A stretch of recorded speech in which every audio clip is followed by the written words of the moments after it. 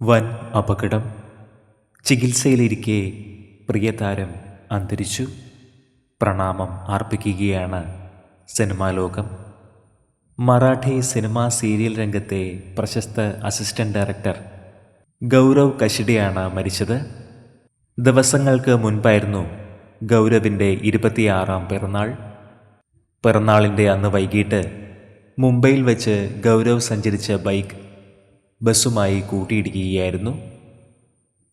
ഗുരുതരമായി പരിക്കേറ്റ ഗൗരവിനെ ആശുപത്രിയിൽ എത്തിച്ചു. 10 ദിവസം ICUവിൽ ചികിത്സയിൽ കഴിഞ്ഞു. എന്നാൽ ജീവൻ രക്ഷിക്കുവാനായില്ല. നിരവധി സഹപ്രവർത്തകരാണ് ഇപ്പോൾ പ്രണാമം അർപ്പിച്ച് സമൂഹ മാധ്യമങ്ങളിൽ എത്തുന്നത്.